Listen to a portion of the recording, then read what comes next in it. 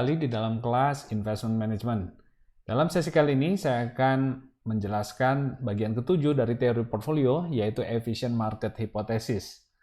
Setelah mengikuti kuliah ini, saya harap Anda bisa menjelaskan apa itu random walk dan apa itu Efficient Market Hypothesis. Kemudian bisa menjelaskan implikasi daripada Efficient Market Hypothesis dan kemudian menjelaskan apa itu yang disebut dengan event studies, serta memberikan kesimpulan apakah market itu efisien atau tidak. Dan terakhir kita akan melihat juga performa dari mutual funds, ya, apakah bisa di atas dari market atau tidak. Kita akan pelajari hal-hal ini. Baik, efficient market hypothesis ini menjawab pertanyaan apakah harga-harga sekuritas yang ada di market itu mencerminkan informasi yang ada. Mengapa hal ini penting? Mengapa kita perlu memperhatikan efisiensi dari market? Karena ini implikasinya besar untuk bisnis dan corporate finance. Kalau harga-harga akurat di market, ya, sesuai dengan informasi yang tersedia, artinya tidak terdistorsi, ya, harga di market itu rasional, maka bisnis dan khususnya dunia corporate finance ini bisa membuat keputusan-keputusan rasional, ya, yang masuk akal gitu. Nah, kedua, tentu ada implikasinya untuk dunia investasi dan alokasi modal, ya. Jadi kalau harga di market itu rasional, ya, kita bisa mengarahkan modal kita kepada sektor-sektor yang memang betul-betul punya prospek. Ya. Sekarang kita akan melihat random walks, ya. Apa itu random walks? Jadi ini adalah sebuah langkah yang seperti acak, ya. Random walks ini adalah konsekuensi langsung bila harga saham mencerminkan semua informasi yang ada saat ini. Ya. Bayangkan kalau kita bisa memprediksi dengan pasti harga sebuah saham, ya, apa yang terjadi. Kalau kita mempunyai model yang perfect, sempurna, yang bisa memprediksi harga saham, katakan dalam 3 hari ke depan kita bisa prediksi dengan keyakinan yang pasti atau tinggi bahwa harga saham XYZ itu akan naik dari 100 ke 110. Maka semua investor yang memiliki informasi ini juga akan ingin membelinya karena tahu akan untung. Dan yang sudah memilikinya pasti nggak mau jual karena akan tahu harganya tidak akan 100 lagi. Dia akan naik ke 110 dalam 3 hari. Nah, akibatnya apa? Harga XYZ ini akan secara instan melonjak ke 110. Jadi nggak nunggu 3 hari lagi. Karena begitu orang tahu harganya akan naik ke 110, yang sudah punya nggak mau jual di harga 100. Jadi informasi baru tadi bahwa itu akan naik dalam 3 hari ke depan ke 110 itu langsung dicerminkan di harga hari ini. Jadi dalam contoh ini harga saham akan langsung merefleksikan informasi good news. Nah, jadi kalau kita buat digeneralisasikan, dibuat seperti menjadi kesimpulan yang umum, maka kita bisa bilang bahwa semua informasi yang digunakan, yang bisa digunakan untuk prediksi kinerja saham, itu artinya sudah terrefleksi di dalam harga yang berlaku hari ini. Ini yang disebut sudah priced in, ya, harganya sudah dimasukkan, sudah dipertimbangkan di harga yang berlaku sekarang. Nah, jadi artinya perubahan harga itu hanya bisa terjadi kalau ada muncul informasi baru yang belum diprediksi. Nah, itu yang namanya disebut new information alias news, ya, ada berita baru. Berita baru ya artinya sesuatu yang belum bisa diprediksi. Kalau sesuatu yang sudah bisa diprediksi itu bukan berita baru, itu sudah diduga, ya. Jadi semua informasi baru yang sudah bisa diprediksi artinya sudah termasuk ke dalam informasi hari ini. Gitu ya. Jadi kalau kita bilang 3 hari lagi harga akan naik, itu sudah termasuk informasi hari ini, ya, itu sudah di price in di harga hari ini juga. Ya, jadi dengan demikian inilah argumentasi kenapa harga saham seharusnya bergerak mengikuti random walk. Random walk artinya acak, bisa naik, bisa turun, harganya tidak terduga. Ya, harganya nggak bisa diduga karena newsnya juga nggak bisa diduga. Apakah beritanya positif atau negatif kita nggak bisa duga hari ini. Ya, dan semua yang sudah terduga, sudah bisa diprediksi itu sudah dicerminkan di harga hari ini. Artinya kesimpulannya kalau harga mencerminkan semua informasi yang ada hari ini atau market efficient, harga akan mengikuti random walk. Ya, kalau secara matematika begini ya, ekspektasi kita mengenai hari ini tentang harga di masa yang akan datang adalah hari ini, harga hari ini. Jadi harga hari ini mencerminkan ekspektasi kita juga untuk periode yang akan datang, ya. Jadi prediktor terbaik untuk harga masa depan adalah harga sekarang, gitu ya. Kalau ada driftnya, kalau ada memang ada returnnya, ini juga bisa diprediksi, ya, diprediksi dengan rumus ini. Berarti ekspektasi kita hari ini tentang harga masa depan adalah harga hari ini dikalikan return. Ya, jadi kita menggunakan referensi harga hari ini sebagai patokan, ya, sebagai ekspektasi kita terhadap harga yang akan datang. Kenapa? Karena tidak ada informasi baru. Nah, alasan mengapa kita menduga market itu efisien adalah karena memang data-data menunjukkan, ya, ada perubahan harga saham sekuritas kalau ada informasi baru. Ini contoh ya, ketika ada pengumuman perusahaan akan mengakuisisi sebuah perusahaan, itu biasanya perusahaan yang ditarget itu sahamnya akan naik. Dan betul saja ini kalau dari data di sini ada sebuah studi menunjukkan rata-rata kenaikan harga ya itu terjadi tajam pada hari pengumuman akan dilakukan akuisisi, ya, jadi atau merger. Jadi target company itu harganya naik dan itu kelihatan sebelum ada pengumuman. Kalau di sini ya relatif days relative to announcement. Jadi berapa hari sebelum pengumuman, di titik ini adalah hari pengumumannya. Ternyata memang data-data masa lalu ini, data historical yang ada menunjukkan adanya lonjakan harga dari perusahaan yang akan ditarget. Jadi memang bisa dikatakan ada alasan untuk mengatakan market itu efisien. Ya, begitu ada informasi baru, ternyata direfleksikan di harga.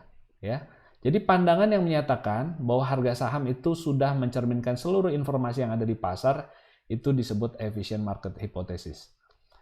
Contoh lain, kalau ini kita bicara harian adalah intraday, ya, pergerakan harga saham dalam satu hari, dan ini hitungannya menit sebelum ada berita yang dipublikasi, ya, dimuat di CNBC, ya, TV ini, ya. Ternyata betul. Kalau berita positif itu harganya langsung melonjak dalam hitungan kurang dari 5 menit, ya. Ini satuannya menit ke kanan. Jadi harga saham itu di sini mungkin sudah ada rumor kali ya, udah mulai agak berubah nih harganya ya menjelang pengumuman. Mungkin biasanya di TV kan dikasih tahu sebentar lagi ada pengumuman, ya, earning Telkom atau earning Amazon gitu. Nah, kalau hasilnya negatif ternyata betul dalam hitungan menit setelah pengumuman harga itu akan turun. Dan kalau positif juga sebaliknya dia akan naik, ya. Jadi memang ada korelasi antara informasi dengan harga. Jadi kita patut menduga ada yang disebut efficient market di mana informasi langsung dicerminkan di harga. Nah, dari mana asalnya efisiensi tadi? Nah, alasannya adalah karena ada kompetisi di market. Jadi kita bisa menduga bahwa harga itu merefleksikan semua informasi yang ada di market karena adanya upaya riset dan alokasi sumber daya yang dilakukan oleh berbagai manajer investasi. Mereka ini akan menggali informasi, meng-hire, ya, merekrut security analyst, ya, dan mengumpulkan informasi supaya bisa melihat bisa menemukan return yang lebih baik daripada kompetitor, ya. Nah, karena banyak perusahaan yang berupaya melakukan hal yang sama, bukan 1-2 perusahaan saja, kompetisi di antara para security analyst ini akan memastikan bahwa harga saham menggambarkan semua informasi yang tersedia di market. Ya, mungkin analis A punya 85% informasi dari yang tersedia. Analis B punya 90% informasi. Ya, dan mungkin nggak beririsan, ada yang sama, ada yang nggak sama informasi mereka. Tapi secara kolektif akhirnya informasi yang dimiliki oleh banyak analis ini akan direfleksikan di harga yang terjadi di market, karena itu adalah pasar yang terbuka untuk semua analis, ya, semua investor boleh beli boleh jual. Jadi kalau terbentuk di situ itu adalah seolah-olah sudah menggambarkan semua rekomendasi atau hasil temuan para analis di belakang manajer investasi. Begitu ya. Nah, hal ini bukan artinya nggak mungkin sama sekali buat Anda, seorang security analyst, untuk menemukan informasi yang betul-betul orang lain belum tahu. Tapi kalau Anda mau bijaksana, Anda harusnya berpikir bahwa mungkin bukan hanya saudara yang punya informasi tersebut, tapi kompetitor-kompetitor kita juga mungkin sudah punya upaya riset yang sama dan bahkan sudah memiliki informasi yang sama tersebut, ya. Nah, sebagai catatan, ya, efisiensi market ini mungkin tidak sebagus di Amerika Serikat, ya, untuk di beberapa negara yang tidak terlalu advance, ya, marketnya. Di negara-negara berkembang, ya, analisisnya biasanya nggak terlalu mendalam, sehingga efisiensi pasar itu lebih rendah dibandingkan di negara-negara yang sudah maju, ya, di mana database-nya pun sudah sangat lengkap, laporan keuangannya lengkap, ilmu analisisnya juga lengkap, ya. Nah, tapi di Amerika sekalipun ada saham-saham kecil yang kurang dapat perhatian, sehingga ini bisa menimbulkan peluang mispricing atau harga yang tidak mencerminkan value-nya, ya, tidak sesuai dengan informasi yang ada di market, ya. Artinya ada informasi tentang peluang perusahaan ini sebenarnya ada, tapi orang memberikan price yang rendah karena kurang perhatian, ya. Jadi ini sebagai catatan. Jadi kata kuncinya kompetisi adalah sumber efisiensi. Nah, ini perlu diingat ada 3 jenis EMH. Yang pertama weak form, bentuk lemah, yang kedua semi strong, dan yang terakhir strong form. Bentuk lemah itu weak form dari efficient market hypothesis menyatakan bahwa harga saham pada saat tertentu sudah merefleksikan semua informasi yang bisa diperoleh dengan cara mempelajari market trading data di masa lalu.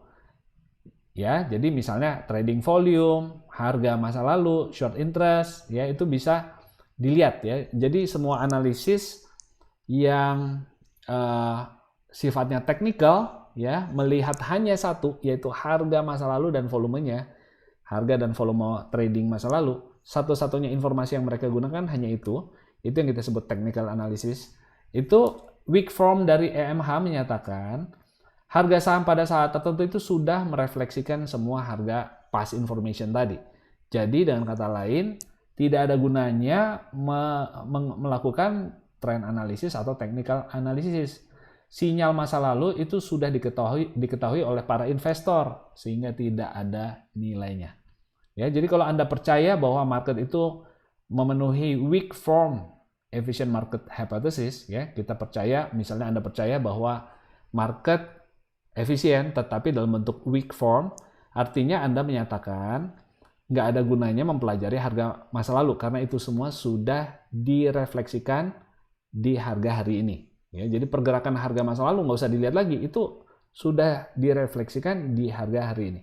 Ya, jadi weak form menyatakan semua informasi yang bisa didapat dengan mempelajari data trading masa lalu sudah dicerminkan di harga sekarang. Bentuk kedua, semi strong, menyatakan bahwa harga saham sekarang sudah merefleksikan semua informasi publik, ya, yang mencerminkan prospek sebuah perusahaan. Ya, jadi ini biasanya menggunakan fundamental analysis. Jadi kalau Anda percaya semi strong form dari efficient market hypothesis, atau dengan kata lain, ya, market itu efisien dan bentuknya semi strong, artinya tidak ada gunanya melakukan fundamental analysis. Karena semua informasi yang bisa diperoleh dengan melakukan fundamental analysis berdasarkan public information sudah direfleksikan di harga saat ini. Nah, tipe ketiga, ini kalau Anda percaya strong form dari EMH, ini artinya Anda menyatakan harga saham itu sudah merefleksikan semua informasi. Entah publik, entah private, bahkan insider information only, itu sudah dicerminkan di harga saham yang berlaku di market, ya. Jadi kegiatan insider trading meskipun melawan hukum, ya, itu juga kalau Anda percaya ini nggak ada gunanya karena semua informasi yang rahasia sekalipun di dalam perusahaan tidak ada lagi rahasia karena sudah direfleksikan di harga yang berlaku di market hari ini. Nah, jadi ada 3 bentuk, ya. Kalau kita bicara apakah market efisien, tergantung bentuk mana. Kalau Anda percaya bentuknya weak, artinya Anda percaya nggak ada gunanya mempelajari data masa lalu karena semua itu sudah direfleksikan di harga sekarang. Kalau Anda percaya semi strong, berarti Anda menyatakan tidak perlu mempelajari prospek perusahaan karena itu semua sudah direfleksikan di harga sekarang. Ya, itu semua public information, jadi sudah ada di harga sekarang. Dan kalau strong form, berarti Anda percaya tidak ada gunanya juga informasi insider, ya, karena itu sudah direfleksikan di harga sekarang. Nah, implikasi dari efficient market hypothesis, ya, ini apa implikasinya? Ya, kita akan lihat dulu ya. Implikasi tadi katakan, ada nggak gunanya melakukan analisis teknikal dan analisis fundamental. Analisis teknikal ini adalah upaya menemukan tren, ya, pola, dan predictable pattern, pola yang bisa diduga dari harga saham. Ya. Jadi orang yang percaya analisis teknikal ini menganggap informasi tentang prospek usaha perusahaan tidak perlu dipelajari, ya, karena yang perlu kita pelajari hanya data, ya, harga. Kenapa? Karena menurut mereka prospek usaha tersebut, ya, sudah direfleksikan dari strategi trading, ya, sudah direfleksikan dalam transaksi yang terjadi di market.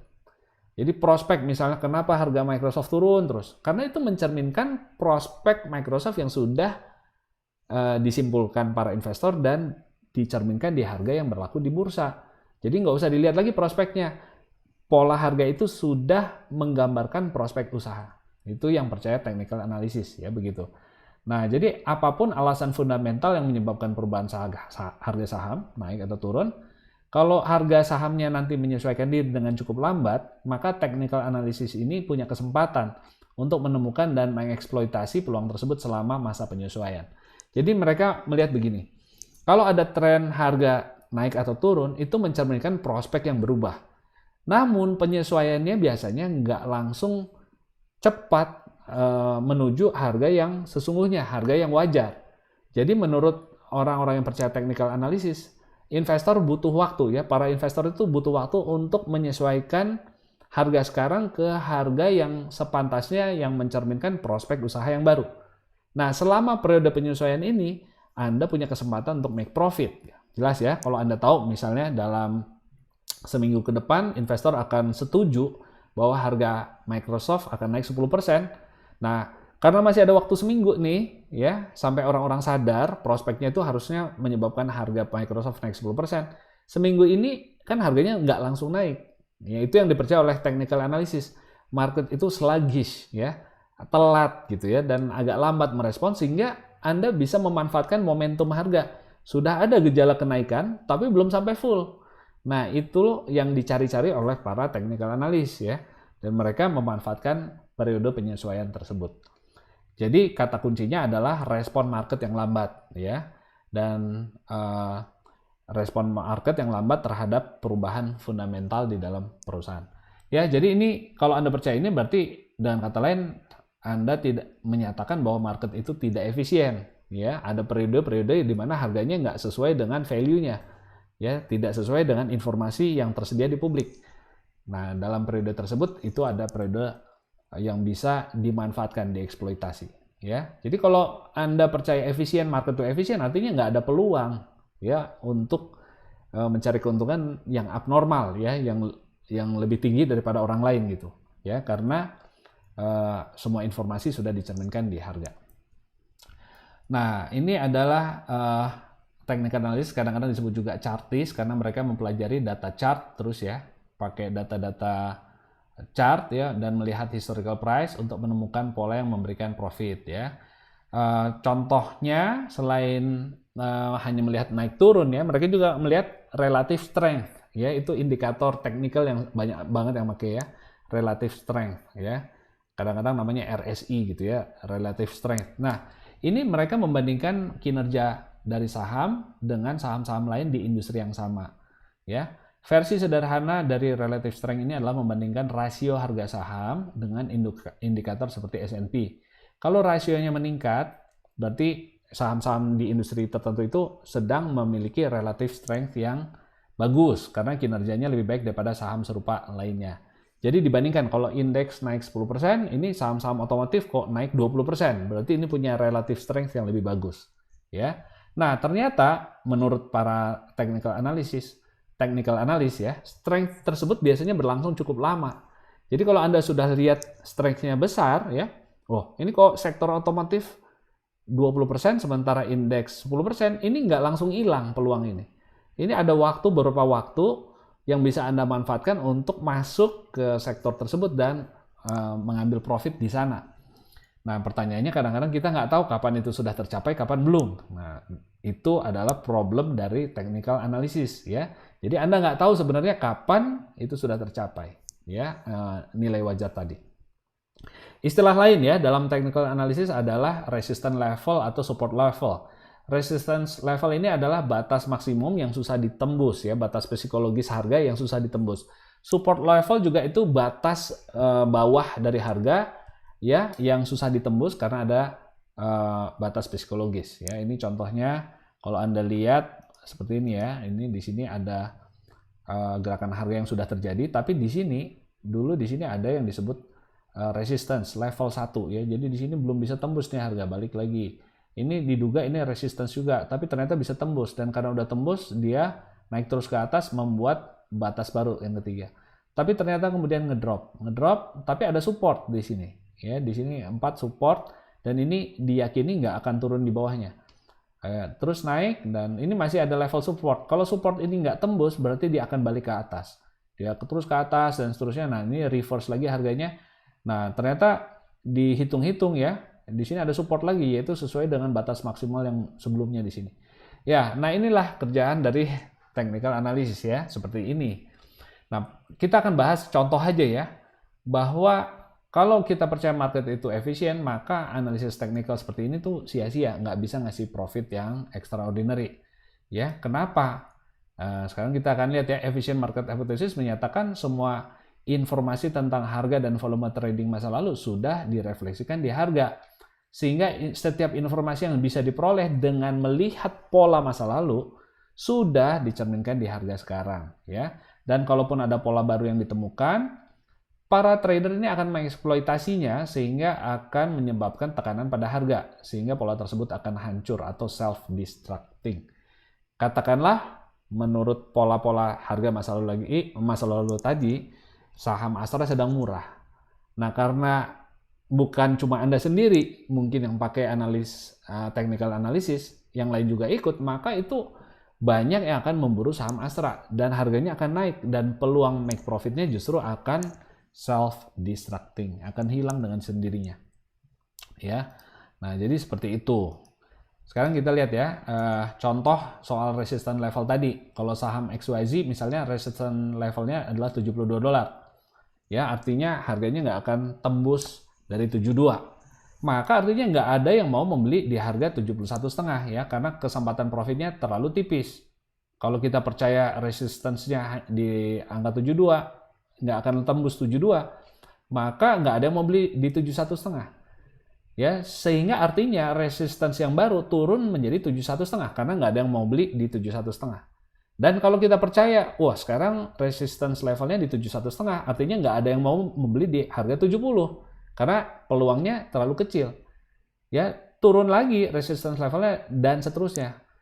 Nah, tapi dalam praktiknya toh ada yang mau membeli ya saham tadi di harga 71,5. Ada yang mau beli. Nah, artinya ya angka 71,5 ini kan memang di bawah 72. Kalau dia mau beli di sini, artinya investor percaya bahwa di harga ini mereka masih bisa mendapatkan rate of expected return yang cukup wajar. Ya, mereka bisa bilang, oh ini aku pasti dapat profit yang cukup bagus meskipun belinya di harga segini. Artinya, dengan kata lain, resistance level sebenarnya itu nggak ada. Resistance level itu nggak ada. Itu cuma pemikiran kita aja. Dalam kenyataannya, investor ada kok yang mau beli di harga segitu karena percaya akan dapat profit juga di harga segitu. Ya, jadi nggak ada yang namanya resistance level. Seperti itu ya. Pertanyaan lain yang menarik tentang apakah technical analysis ini bermanfaat. Apakah sebuah technical rule yang akan terus berhasil, ya, bisa terus berhasil kalau banyak orang yang pakai. Kalau ada sebuah rule, contohnya kayak tadi ya, menemukan resistance level, trading berdasarkan relative strength. Kalau ada rumus-rumus technical seperti yang telah saya sebutkan tadi berhasil, maka teknik tersebut akan dipakai secara luas dan akhirnya kesempatan mendapatkan abnormal profit tersebut akan self-destructing ya, artinya hilang dengan sendirinya. Ya, jadi itu ya. Kalau kita percaya EMH bahkan yang dalam bentuk weak form sekalipun kita tidak percaya akan technical analysis ya. Menurut kita itu sia-sia. Nah, sekarang analisis fundamental ya, karena dua jenis analisis yang paling utama adalah technical dan fundamental. Analisis fundamental ini menggunakan proyeksi kinerja keuangan untuk menghitung nilai saham, ya. Jadi dia lihat prospek earning, dividen, berapa interest rate ke depan, lalu membuat DCF, valuasi, ya, dengan discounted cash flow dan seterusnya. Mereka mempelajari past earning, mereka membuat proyeksi ke depan, bagaimana manajemennya, bagaimana persaingannya, bagaimana prospek industri, mereka hitung itu semua. Lalu mereka berharap bisa mendapatkan saham-saham yang undervalued untuk mereka invest di sana dan mendapatkan extraordinary profit, ya, profit yang di atas yang biasa gitu ya. Nah, ini contohnya adalah Warren Buffett ya, yang sangat berhasil ya, investor yang sangat berhasil melakukan fundamental analisis ya. Kuncinya menemukan saham yang punya prospek yang lebih baik daripada perkiraan semua investor lainnya. Ya, ini yang dilakukan oleh Warren Buffett. Jadi masih ingat ya, membuat proyeksi cash flow, kemudian dihitung cost of equity, ya, ini sudah kita bahas. Valuasi seperti ini adalah contoh analisis fundamental, ya. Nah, kalau Anda percaya efficient market hypothesis, ya, paling tidak yang semi strong, ya, itu Anda akan mengatakan bahwa ini pun sia-sia, ya, analisis fundamental seperti ini adalah sia-sia, karena mereka menyatakan semua informasi yang sifatnya publik, misalnya kita ambil laporan keuangan, lalu kita buat proyeksi keuangan dari sana. Nah, laporan keuangannya itu kan untuk publik. Untuk perusahaan publik itu nggak ada informasi rahasia. Anda memakai informasi publik. Sehingga kalaupun Anda dapat data, analisis Anda sangat mungkin untuk tidak lebih akurat dari kesimpulan pesaing Anda. Gitu ya. Kalau Anda punya modeling yang bagus, siapa bilang di luar sana nggak ada yang lebih rapi ya modelingnya daripada yang kita buat. Lebih teliti, bisa saja kan. Nah, jadi dengan demikian ya, kompetisi di antara perusahaan-perusahaan investment ya, ini akan membuat sangat sulit untuk menemukan data yang betul-betul hanya Anda yang punya dan orang lain nggak punya. Sangat sulit ya, karena kita berkompetisi ya, perusahaan A, B, C, semua investment management ini juga saling berkompetisi. Gitu ya. Nah, jadi seperti itu. Jadi para pendukung efficient market hypothesis percaya bahwa active management, ya, active management itu apa? Memilih saham dan timing the market itu nggak ada gunanya. Ya, jadi strategi aktif, ya, di mana kita memilih beberapa saham tertentu, ya, dan melakukan timing beli atau jual di saat yang tertentu, ya, baik karena alasan teknikal maupun karena alasan fundamental. Ini nggak ada gunanya, ya, nggak akan bisa menghasilkan profit dalam jangka panjang. Mungkin sekali-sekali Anda bisa kebetulan, tapi untuk konsisten menghasilkan profit ini nggak ada gunanya, ya. Jadi secara aktif memilih beberapa saham tertentu. Kalau Anda percaya EMH, Anda akan memilih strategi pasif, di mana Anda akan invest di index fund, yaitu portfolio yang mengikuti broad-based index, ya, mengikuti indeks yang terdiversifikasi secara luas. Dan strategi tradingnya adalah buy and hold. Jadi beli portfolio yang terdiversifikasi, beli index fund, lalu hold. Nggak ada gunanya aktif jual beli atau pilih-pilih saham. Ya, nah itu kalau Anda percaya EMH, ya, Anda akan memilih strategi pasif, begitu ya. Jadi dari penjelasan barusan harusnya Anda sudah paham ya. Kalau kita bikin analisis sambil-sambilan itu akan sulit sekali ya untuk mengalahkan mereka yang serius ya, yang punya tim, yang punya informasi, yang punya tools ya. Jadi hanya analisis serius yang mungkin yang uncommon ya, yang bisa menghasilkan potensial trading profit ya, seperti itu.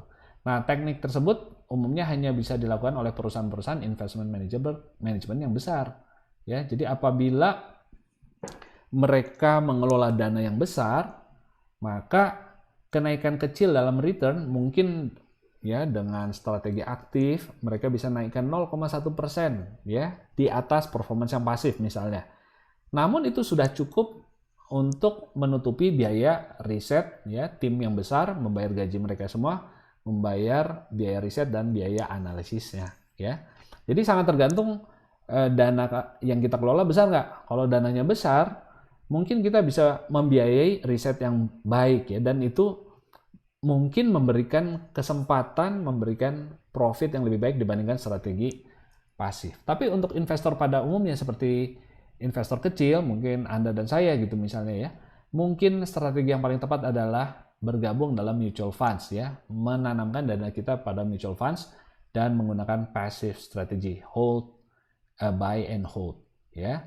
Dan dengan bergabung pada mutual funds yang besar, maka dana kita ini menghasilkan economy of scale ya, skala ekonomi yang cukup untuk menopang riset yang memadai. Seperti itu ya. Nah, jadi kalau market ternyata efisien dan investor memang sebaiknya pada umumnya ya, investor pada umumnya sebaiknya membeli indeks yang tidak perlu dikelola secara aktif, apakah masih ada peran bagi portfolio manager? Ya, buat apa lagi ada orang yang kerjaannya, profesinya fund manager, portfolio management. Masih ada gunanya nggak? Ada ya. Ternyata ada 3 paling tidak alasan kenapa fund manager masih diperlukan. Pertama, untuk membuat saham ya yang terdiversifikasi. Kan investment manager tetap harus memilih saham-saham mana yang akan dimasukkan ke dalam portfolio yang akan menghasilkan systematic risk beta ya, betanya yang sesuai dengan selera investor. Ada yang mau beta tinggi, ada yang mau beta rendah, ada yang mau beta kecil, ya, beta sedang, ya, mendekati market 1 gitu ya. Nah, itu kan untuk menyesuaikan isi saham di dalam portfolio Anda yang sesuai dengan risk level yang diinginkan, ini butuh manajer. Yang kedua, alasan pajak. Investment manager dibutuhkan untuk dapat menerapkan strategi yang bisa mengurangi pajak ya, dengan menyesuaikan portfolio ke arah tertentu. Apakah dividennya mau yang besar atau yang kecil, atau masuk ke usaha-usaha real estate yang punya keuntungan pajak dan seterusnya ya. Karena alasan pajak. Dan ketiga, risk profile dari investor itu berbeda-beda. Kebutuhan investor yang muda dan tua itu juga beda ya, dan berbagai segmen punya kebutuhan yang beda. Contoh, investor muda biasanya lebih ingin dapat inflation index bonds ya, artinya dia dapat kupon yang banyak supaya bisa ada income. Tetapi investor yang sudah lebih lanjut usia biasanya menginginkan pengamanan ya, pengamanan dari nilai pokok ya, menjaga nilai pokok. Dia nggak terlalu pentingkan bunganya dapat berapa, tapi asetku jangan hilang ya, supaya hidup tenang di masa tua begitu ya. Sedangkan yang muda masih lebih membutuhkan income ya. Jadi ini akan membutuhkan portfolio yang berbeda, dan di sanalah peran portfolio manager ternyata masih dibutuhkan di market. Nah, efisiensi market ini juga membantu alokasi sumber daya di dalam sebuah negara. Kalau terjadi inefisiensi informasi yang besar, artinya market itu harga yang berlaku di pasar tidak mencerminkan prospek usaha, tidak mencerminkan informasi yang ada, ini bisa terdistorsi ya, alokasi sumber daya menjadi tidak efisien. Sebaliknya, kalau itu sesuai prospeknya, sesuai informasi tentang prospek, maka sumber daya itu bisa mengalir ke tempat yang tepat. Contoh, kalau nilai kapasitas telekomunikasi yang direfleksikan pada harga saham di pasar modal dari sebuah perusahaan telco, misalnya Telkom, melampaui biaya investmentnya, ya, jadi present value-nya positif, manajer akan menyimpulkan bahwa investment dalam infrastruktur telekomunikasi itu akan memberikan positif NPV ya. Nah, kalau harga-harga dan return itu dihitung dengan benar dan kita menghasilkan kesimpulan yang benar ya, kesimpulan positif NPV ini ternyata akurat sesuai informasi yang ada tentang prospek bisnis telco, maka pasar modal akan mengalokasikan dana ke sana ya. Dengan cara ini ekonomi jadi maju karena alokasinya tepat ke peluang-peluang yang betul-betul punya prospek dan valuasinya sesuai nilai wajar. Tapi bayangkan kalau banyak rumor ya, harga-harga di market itu berdasarkan rumor, tidak berdasarkan informasi yang ada. Katakan misalnya sawit bagus, lalu semua tanam sawit padahal prospeknya sebenarnya tidak bagus. Ya, ini sebagai contoh saja. Ini bayangkan dana yang sudah dimasukkan untuk membuka hutan, menanam bibit, dan akhirnya menjadi investasi yang sia-sia. Jadi dibutuhkan ya, efisiensi market itu dibutuhkan oleh investor, dibutuhkan oleh negara. Jadi tidak mungkin market melulu isinya adalah trading antara semua pihak yang percaya inefficient market ya. Jadi kalau semua percaya market itu nggak efisien, harga-harga itu ngawur tergantung psikologi orang ya. Hanya tidak ada kaitannya dengan nilai fundamental. Ini akan kacau ya. Ekonomi nggak akan berjalan dengan baik ya. Alokasi modal tidak akan berjalan dengan proper ya, akan terdistorsi. Baik, sekarang kita akan belajar tentang salah satu ya bagian dari untuk alat ya untuk menilai apakah market efisien, apakah betul ya event-event tertentu ya yang terjadi dalam perusahaan itu bisa menimbulkan abnormal return. Nah, hal tersebut namanya event studies. Ini salah satu cabang juga di dalam finance di mana orang mempelajari ya apakah event-event tertentu itu bisa memberikan prediksi ya bahwa akan terjadi kenaikan harga, akan ada return yang di atas normal. Jadi event study ini adalah sebuah teknik empiris, artinya menggunakan data masa lalu untuk menilai dampak sebuah event pada harga sekuritas. Analisis dilakukan dengan menentukan proxy untuk return dari sebuah saham kalau tidak ada event khusus. Jadi kita harus punya benchmark, patokan dulu ya, pembanding.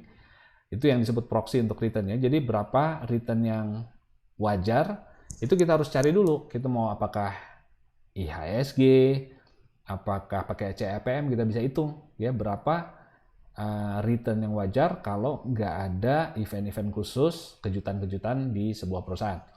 Nah, abnormal return akibat event ya itu akan bisa dihitung kalau kita sudah tahu berapa actual return dari sebuah saham dan berapa benchmark yang ini. Tinggal dilihat selisihnya kan. Begitu. Beberapa metodologi yang digunakan untuk menentukan benchmark dari return adalah menghitung selisih return saham dengan broad market index ya. Jadi kadang-kadang yang paling gampang dibandingin aja ya. Kalau IHSG naik tahun ini 10%, nah kok saham Astra ini naik 12%. Berarti dia ada abnormal return di atas benchmark gitu ya. Nah, pendekatan yang lebih baik tentu nggak hanya dibandingkan dengan IHSG, tapi kita harus hitung ya, harus dicari perusahaan yang sejenis dengan beta yang sama, artinya systematic risk yang sama, kinerjanya kurang lebih sama, kemudian price to book value-nya juga hampir sama ya. Jadi kita harusnya membandingkan bukan Astra dengan IHSG ya. Kalau kita bilang wah Astra 12%, sementara IHSG 10%, berarti selisih 2% ini karena ada event tertentu yang terjadi di Astra. Misalnya ada peluncuran model baru. Wah, dia naik 2% gara-gara peluncuran model baru. Nah, kesimpulan tersebut mungkin terlalu sederhana ya, terlalu menyimpang dari alasan sesungguhnya. Karena kita membandingkannya hanya dengan indeks, kita nggak membandingkan dengan perusahaan yang sejenis dengan risiko yang sama.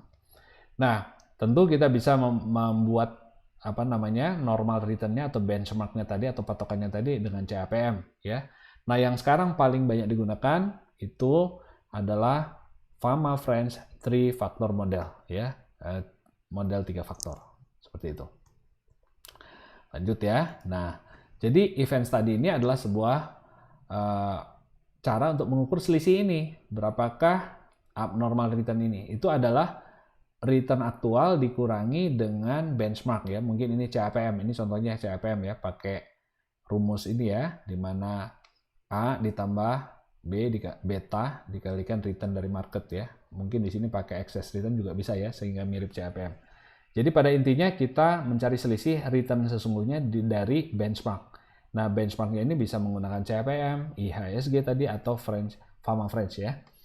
Jadi, market model di atas ini sangat fleksibel dan kita bisa menghitung berapakah estimasi nilai A dan B-nya. Ya, bisa kita buat regresi.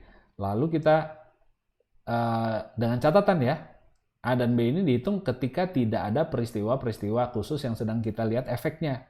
Apakah ini kan sekarang kita ingin melihat efek peristiwa khusus ya pada selisih ini, pada ET, apakah betul peristiwa tertentu bisa menimbulkan abnormal return ya. Jadi kita isolasi dulu benchmark ini pada keadaan yang tidak punya peristiwa khusus ya.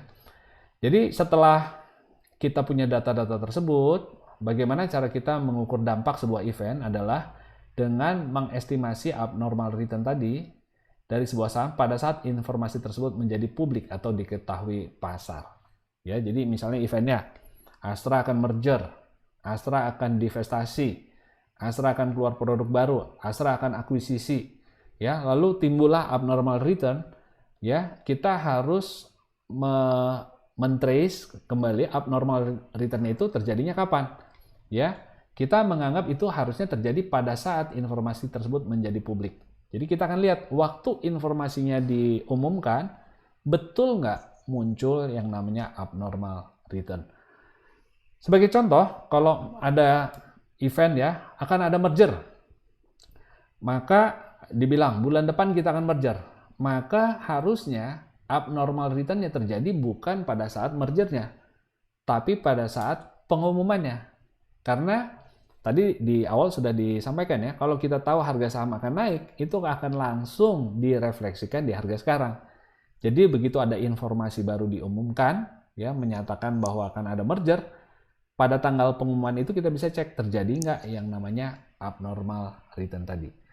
Kemudian secara statistik itu akan dilihat apakah signifikan atau tidak. Itu yang dinamakan dengan event study.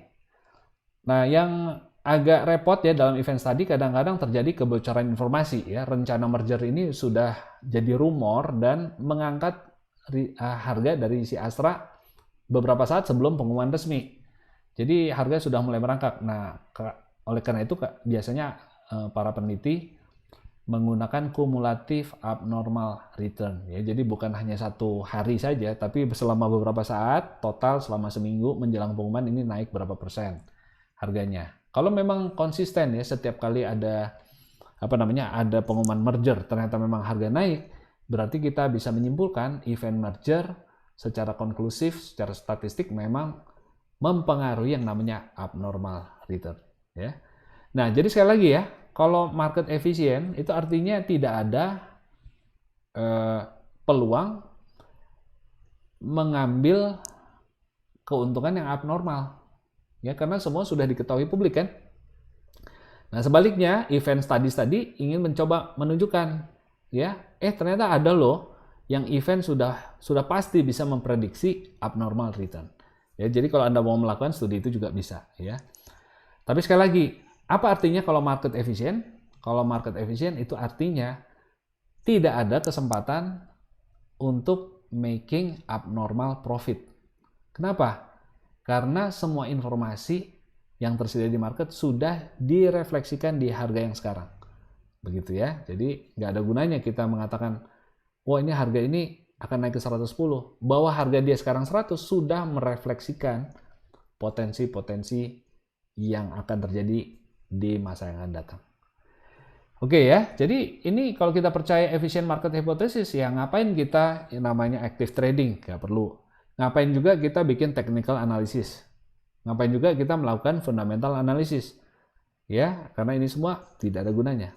Sekarang pertanyaannya, apa betul market itu efisien? Nah, ini bagian yang keempat ya, kita akan pelajari hal tersebut. Apakah market efisien? Efisiensi market sampai hari ini itu masih diperdebatkan ya. Bahkan efficient market hypothesis ini nggak populer ya, tidak populer dan masih diperdebatkan di kalangan praktisi karena artinya teori ini atau hipotesa ini mengimplikasikan bahwa sebagian besar dari aktivitas para profesional fund manager untuk mencari undervalued securities itu sia-sia dan malah merugikan klien karena menambah biaya ya, harus digaji orang-orang yang melakukan analisis. Dan malah bisa menyebabkan diversifikasi yang tidak sempurna. Nah, ada 3 perdebatan yang mungkin tidak akan pernah bisa dibuktikan ya, benar atau salah. Pertama, magnitude issue atau efeknya besar apa kecil ya, magnitude ya. Kontribusi peningkatan dari active trading ya, daripada fund manager ini kadang-kadang sangat kecil ya. Kadang-kadang cuma 0,1%. Ya, jadi managed fund dibanding yang non-managed fund itu selisihnya biasanya sangat kecil dan mungkin akan tertelan dengan standar deviasi return yang sudah besar. Misalnya saya bisa nambah rata-rata 0,1% tapi deviasinya pun udah 10%. Jadi nggak kerasa gitu. Namun para penentang EMH ini, para praktisi menyatakan kan kalau dikalikan dengan jumlah yang besar, dana kelolanya besar, selisih 0,1% ini masih lebih besar daripada total gaji, total biaya mengelola dana tersebut secara aktif. Begitu logikanya. Ya, nah ini benar salahnya masih diperdebatkan dan mungkin susah dibuktikan ya, apakah betul ada yang 0,1% ini. Dan berapa gaji mereka semua ini susah menghitungnya ya, karena biasanya nggak terbuka untuk publik. Yang kedua, the selection bias issue ya. Para praktisi yang biasanya menentang efficient market hypothesis ini akan bilang, kalau Anda bilang nggak ada gunanya technical analysis karena semua orang tahu dan semua orang akan membuat itu self-destructing ya. Memang karena yang kami publikasikan adalah cara-cara yang tidak berhasil. Sementara metode-metode yang berhasil itu kami rahasiakan. Sehingga dengan demikian kalian yang percaya EMH, percaya market to efficient, memang kalian nggak punya akses, kalian nggak tahu rumus rahasia kami yang selama ini membuat kami kaya, gitu kira-kira ya. Nah, ini sangat sulit dibuktikan benar atau salah. Ya, ini apakah betul demikian atau tidak, sangat sulit dibuktikan. Nah, yang ketiga, lucky event issue. Kejadian yang menunjukkan abnormal return itu bisa saja merupakan kebetulan, bukan karena keahlian. Mereka menemukan event studies atau melakukan technical analysis, menemukan pola-pola tertentu pada harga, atau melakukan fundamental analysis yang tepat, sehingga mereka menghasilkan return yang abnormal, ya, kinerja yang sangat baik. Ya, mungkin itu kebetulan belaka, bukan karena skill. Ya, jadi itulah sebabnya EMH ini masih sangat diperdebatkan. Namun saya rasa Anda sebagai yang sedang belajar investment management sangat perlu mengerti cara pandang efficient market hypothesis ya. Bahwa ada dasarnya, market itu harus cukup efisien. Bayangkan kalau market itu harganya betul-betul ngawur dibandingkan value-nya, kan kacau. Nah, tapi seberapa akurat itulah yang menjadi perdebatan ya. Seberapa efisien. Sekarang kita akan lihat beberapa studi, beberapa penelitian empiris yang menunjukkan data apakah market itu efisien. Kita akan mulai dengan bentuk yang weak efficiency ya. Masih ingat ya, weakly efficient market artinya market di mana informasi tentang trading itu sudah dicerminkan di harga sekarang. Jadi tidak ada gunanya technical analysis.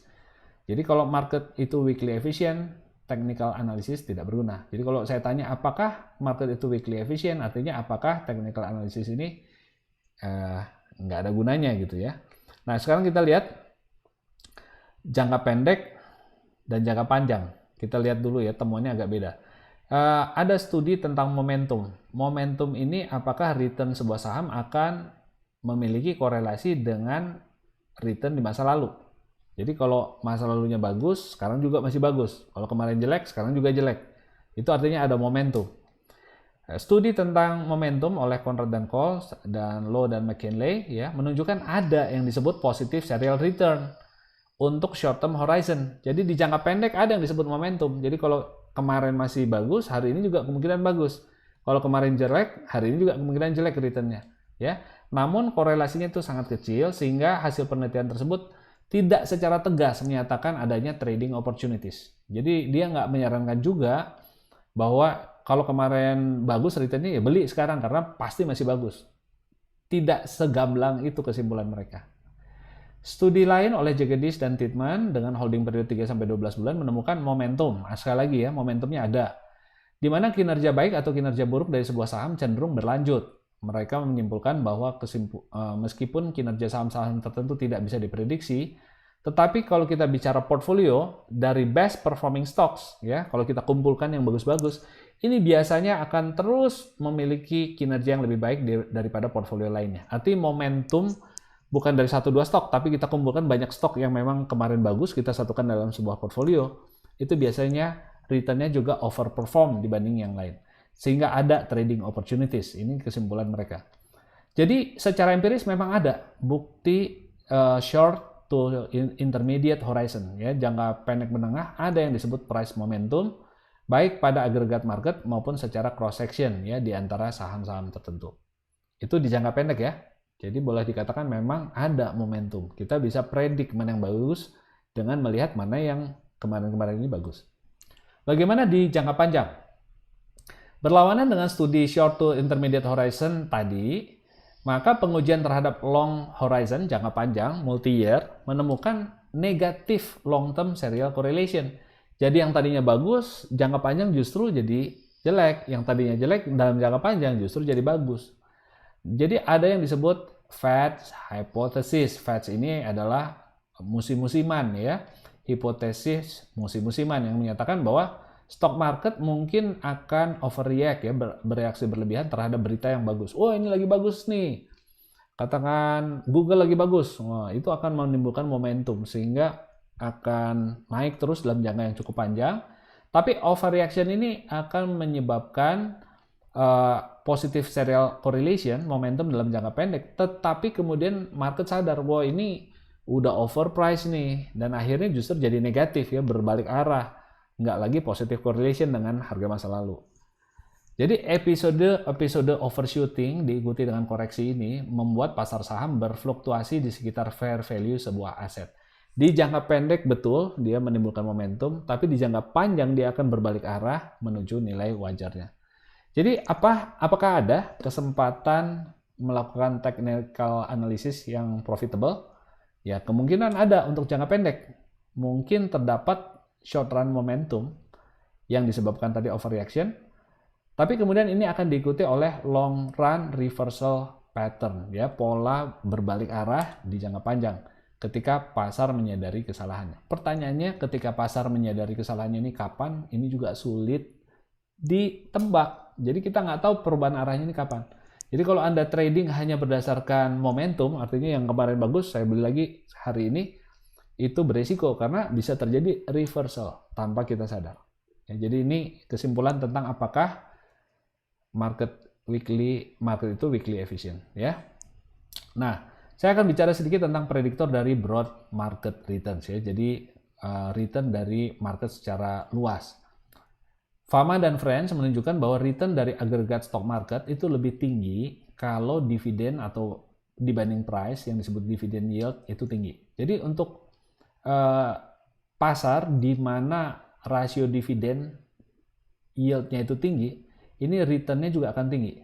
Kemudian studi Campbell dan Shiller menemukan bahwa earning yields dapat memprediksi market returns. Jadi kalau kita bicara bagaimana kita memprediksi return IHSG secara keseluruhan, ya, ini mengatakan kalau lagi banyak dividen yield tinggi, ini kemungkinan return dari IHSG-nya ini akan bagus. Ya, kalau di sini saat earning yield lagi pada bagus, ini kita bisa prediksi market return juga akan bagus. Kemudian ada studi lain dari Kim and Steinbach yang menunjukkan bahwa data bond market, ya, di mana yang diperhatikan itu adalah selisih atau spread antara high dan low corporate bonds, ya, yang high yield dan low yield, itu dapat memprediksi gerakan return broad market. Jadi kalau kita bicara IHSG saja, broad market returns, ya, IHSG S&P 500 itu juga bisa diprediksi. Kalau menurut studi-studi ini ada beberapa yang bisa mempredik, ya, returnnya akan ke arah mana nih. Jadi kesimpulannya, interpretasi terhadap temuan di atas cukup sulit, meskipun ini bisa dipakai untuk predik, ya. Di satu sisi, hasil di atas dapat berarti bahwa terdapat abnormal stock return yang dapat diprediksi. Berarti kita bisa memprediksi sebuah return yang abnormal, yang artinya ini tidak sesuai dengan EMH. Ya, tidak sesuai, artinya kalau ada abnormal profit, itu kan nggak sesuai dengan efficient market hypothesis. Jadi di lain pihak bisa saja variabel prediktor tersebut sebenarnya merupakan proksi dari market risk premium. Ya, jadi sebenarnya di sini juga mengandung risiko. Kenapa ada premium untuk ini dividend yield? Kenapa ada premium untuk earning yields, artinya premium itu return yang lebih tinggi daripada seharusnya, ya. Kenapa ada premium untuk bonds tertentu, ya, yang bisa memprediksi return, ya, kalau kondisi market seperti apa tertentu di kondisi bond market, ya. Itu karena variabel-variabel ini sebenarnya menggambarkan resiko yang ada di market. gitu ya. Jadi bukan marketnya yang nggak efisien, tetapi kita yang nggak ngerti bahwa alat-alat kita tadi untuk menebak itu sebenarnya sedang memproksi resiko. Marketnya efisien, artinya marketnya tetap efisien, namun yang kita gunakan bilang, oh kalau saya punya data ini saya bisa nebak nih return bagus. Sebenarnya itu adalah risk factor. Jadi seperti itu ya. Jadi ini masih diperdebatkan tentunya ya, dan sulit untuk diputuskan mana yang benar ya. Apakah itu marketnya nggak efisien, atau sebaliknya marketnya efisien tetapi itu menggambarkan risiko. Sekarang kita beralih dari weak form ke semi strong ya. Artinya apakah fundamental analysis itu bermanfaat. Nah, beberapa pengujian terhadap semi strong EMH menunjukkan adanya market anomali. Ya, jadi ada return yang bisa diprediksi nih. Beberapa ini kita sebut anomali ya. Beberapa statistik di luar data trading, di luar data technical tadi, ternyata secara mengejutkan bisa memprediksi abnormal risk adjusted returns. Ya, jadi temuan-temuan ini sulit diselaraskan dengan efficient market hypothesis sehingga disebut market anomalies. Ya, jadi ada anomali di pasar. Ini nggak bisa direkonsiliasi, diselaraskan dengan EMH. Ya, memang nggak cocok. Setelah kita itu memperhatikan beta, risk adjusted return seharusnya berapa? Ternyata saham dengan karakteristik tertentu, ya misalnya price earning ratio atau data book to market value, ya itu data di luar trading kan, nggak ada hubungan dengan trading sahamnya. Ternyata itu bisa dipakai untuk memprediksi return yang abnormal meskipun sudah di-adjust terhadap beta atau risiko saham tersebut. Ya, nah itu kita sebut anomali. Salah satu kesulitan dalam pengujian semacam ini adalah bahwa kita perlu memperhitungkan risiko portfolio sebelum mengevaluasi keberhasilan sebuah strategi. Misalnya kita mau menggunakan benchmarknya itu CAPM untuk menghitung risiko. Misalnya saya bilang ya oke, ternyata saham tertentu harusnya expected return-nya 10%, dalam kenyataannya 12%. Nah, angka 10% itu kan harus ada dasarnya. Nah, biasanya kita menggunakan salah satu model. Katakanlah kita menggunakan CAPM. Jadi, meskipun beta adalah ukuran yang tepat untuk risiko sebuah saham, ya, sebenarnya ada banyak juga data yang menunjukkan, data empiris menunjukkan bahwa sebenarnya hubungan beta dengan expected return itu tidak sama persis dengan yang diprediksi oleh CAPM. Begitu ya. Jadi ini nanti kita akan bahas di chapter 13 bahwa CAPM yang banyak digunakan oleh para praktisi itu sebenarnya tidak akurat. Hubungan beta dengan expected return-nya itu nggak persis sama seperti yang diprediksi CAPM. Mungkin ini menjadi kejutan ya buat Anda, karena selama ini mungkin sudah pernah dengar atau mendengar banyak orang menggunakan CAPM. Tapi dalam kenyataannya itu hubungan beta dengan expected return ketika kita tes dengan data masa lalu, itu tidak sama persis dengan yang diprediksi oleh CAPM. Jadi kalau alat ini sendiri nggak terlalu akurat, maka benchmarknya juga nggak akurat. Sehingga kesimpulan kita bahwa ada strategi tersebut, strategi tertentu yang bisa menghasilkan abnormal return di atas apa yang wajar, menjadi terdistorsi ya. Kenapa? Karena toh yang wajar saja juga dihitungnya dengan cara yang mungkin nggak akurat. Kita pakai model yang tidak betul-betul sesuai dengan data empiris. Jadi kalau kita menguji risk adjusted returns ya, tingkat return sesuai beta, jadi bacanya gitu ya, risk adjusted return artinya return yang sesuai, disesuaikan, di-adjust dengan resikonya, itu sebenarnya adalah joint test. Nah ini penting untuk Anda pahami, itu adalah joint test. Kita menguji dua hal sekaligus. Kita menguji apakah market efisien, ya, apakah market efisien artinya expected return itu sesuai dengan perhitungan CAPM, ya. Dan kedua, terhadap modelnya sendiri, CAPM-nya benar apa enggak. Nah, kita nggak bisa tahu apakah kalau misalnya hasilnya nanti keliru, ya, hasilnya nggak sesuai kenyataan, itu ada dua kemungkinan. Satu, marketnya bisa saja memang nggak efisien. Market itu sama sekali mengabaikan CAPM. Bisa kan? Market itu memang nggak pernah menghitung dengan cara yang kita anggap harusnya reasonable level tuh kayak gini cara ngitungnya. Ya masih ingat ya? RI sama dengan RF ditambah beta dikalikan market risk premium, ya. Bisa saja market menyimpang dari situ memang. Artinya market nggak efisien ya. Atau kedua, market tuh efisien, tetapi model kita yang salah. Model CAPM yang nggak akurat. Jadi itu kita sedang menguji dua hal sekaligus. Jadi kesimpulannya bingung kalau nanti nggak sesuai, yang mana yang benar. Begitu ya. Nah, tidak ada model yang bisa digunakan untuk menguji efficient market hypothesis ya. Kalau Anda mau pakai CAPM untuk menguji EMH, ya CAPM-nya sendiri kan diuji bersamaan dengan EMH. Ya, jadi itu kita sulit ya untuk menentukan mana yang betul, mana yang salah gitu ya. Nah, ini contoh-contoh prediktor ya yang sudah ditemukan orang ya, sudah diteliti dan menunjukkan market anomali. Contohnya price earning ratio effect. Saham-saham dengan PE yang rendah itu menghasilkan return lebih tinggi ya dibandingkan yang saham PE-nya tinggi. Ini pun setelah di-adjust dengan betanya tentunya. Ya, sudah memperhitungkan beta, bukan tanpa memperhitungkan beta. Setelah memperhitungkan beta, maka saham-saham yang PE-nya kecil ya itu ternyata return-nya lebih bagus daripada yang PE-nya tinggi. Kemudian small firm effect, perusahaan yang kecil memberikan return lebih baik daripada perusahaan besar. Kemudian neglected firm effect dan liquidity effect, ya. Perusahaan yang nggak dikenal itu akan memberikan return lebih tinggi karena risiko terkait kurangnya informasi. Jadi perusahaan-perusahaan yang terabaikan justru biasanya return-nya lebih bagus daripada perusahaan yang sangat banyak liputan beritanya.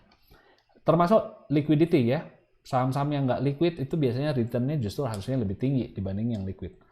Book to market ratio ya, ini adalah studinya Fama dan French ya. Perusahaan dengan book to market yang tinggi punya return yang lebih tinggi daripada perusahaan dengan book to market yang rendah. Ya, make sense ya. Book to market yang tinggi ini artinya nilai neracanya yang di buku akuntansi sama dengan nilai market. Artinya nilai penilaian di marketnya ini masih kecil banget ya. Nah, sedangkan kalau BM-nya rendah ini berarti book value dibandingkan market kecil ya. Market sudah tinggi menilai perusahaan tersebut sehingga return-nya juga mungkin peluang naiknya lagi udah kecil. Kemudian prediktor lain adalah post earning announcement price drift ya. Ini studi dari Randleman Jones Selatan ini menyatakan bahwa informasi baru ya yang menjadi publik diumumkan itu ternyata memberikan momentum harga. Harga akan tetap naik atau tetap turun dalam kurun waktu tertentu. Jadi nggak instan langsung hari ini diumumkan selesai. Seperti contoh tadi ya, informasi baru pasti mempengaruhi harga. Tetapi pengaruhnya itu berapa lama? Ternyata dia temukan itu cukup lama pengaruhnya begitu ya. Nah ini adalah studi yang menunjukkan perusahaan-perusahaan yang kecil, itu yang sebelah kiri ya dibagi ke dalam 10 desil ya, 10 kelompok. Yang ini perusahaan yang paling kecil, ini perusahaan yang paling besar, ternyata betul ya. Perusahaan yang kecil return-nya lebih bagus dibanding perusahaan yang lebih besar. Ya, ini kenapa bisa demikian nggak bisa dijelaskan ya, belum bisa dijelaskan. Tapi ini pasti yang pasti ini adalah sebuah prediktor yang tidak terkait sama beta, ya, karena ini nggak ada hubungan dengan beta. Ini hanya size perusahaan aja, size effect ya. Nah ini bisa diterjemahkan bahwa market itu bukannya nggak efisien. Market itu bukannya memberikan peluang yang aneh, tiba-tiba perusahaan kecil pasti punya return yang lebih bagus, sehingga Anda dengan kata lain setelah kuliah ini berbondong-bondong ya, marilah kita berbondong-bondong membeli perusahaan kecil karena return-nya lebih bagus daripada perusahaan besar. Nah, bukan begitu artinya. Karena bahwa dia return-nya lebih bagus bisa jadi bukan karena market nggak efisien, tapi karena perusahaan kecil ini lebih beresiko. Ya, perusahaan kecil mungkin memang lebih beresiko. Ya, tapi teman ini menyatakan meskipun return telah disesuaikan dengan risiko menggunakan CPM terhadap beta, namun tetap terdapat premium ya untuk portfolio perusahaan kecil ini selalu ada lebihnya dibandingkan prediksi CPM. Ya, tapi penjelasannya bisa saja ada risiko perusahaan kecil yang memang tidak di-capture oleh beta. Ya, artinya market tetap efisien, cuma risikonya itu tidak di-capture oleh beta. Nah, itu yang di-capture oleh model Fama French 3 factor model ya. Gitu. Kemudian ini tadi yang book to market ya. Ternyata perusahaan yang book to marketnya kecil yaitu returnnya juga kecil, tapi perusahaan yang book to marketnya tinggi, artinya antara book dengan market value itu hampir sama gitu ya, lebih tinggi, ini justru returnnya tinggi ya. Artinya artinya book to market yang tinggi, artinya nilai book dibandingkan nilai market, nilai booknya itu jauh lebih besar ya, market value-nya masih terlalu kecil valuasinya, sehingga peluangnya akan naik ya. Nah itu juga sama, perusahaan dengan book to market ratio yang tinggi memberikan return yang lebih bagus daripada yang low book to market ya. Ini apakah betul-betul sebuah inefisiensi di market ya, seolah-olah market memberikan peluang untuk Anda beli aja nih semua yang begini ya, dan langsung otomatis mendapatkan return di atas beta Anda gitu ya. Mungkin nggak juga ya, karena bisa saja perusahaan-perusahaan ini yang memiliki high ya atau low book to market ini punya resiko lain yang tidak terkait dengan beta. Jadi ada faktor resiko di sana. Kemudian ini contoh yang tadi setelah pengumuman ya, studinya price drift tadi ya, saham yang pengumuman nilainya positif ya, jadi beritanya positif, ternyata langsung naik memang pada saat pengumuman, tapi ini sampai dengan 3 bulan masih naik terus. Nah berarti ini kan anomali nih, harusnya kan langsung selesai ya, artinya langsung dimanfaatkan para investor peluang naik itu, sehingga tidak lagi ada kesempatan mendapatkan abnormal profit. Tapi ternyata kenyataannya ini ada drifting selama 3 bulan, dan yang turun juga nggak langsung turun, tapi turun keep going down ya sampai 90 hari gitu ya. Jadi ada anomali-anomali di market yang nggak bisa dijelaskan dengan beta atau market efisiensi. Jadi kita bisa berdebat ya, apakah marketnya efisien atau tidak efisien, itu bisa diperdebatkan. Karena bisa saja marketnya efisien, ada risiko-risiko yang kita tidak kenali ya, belum dituliskan secara formal dalam formula kita sebagai faktor risiko.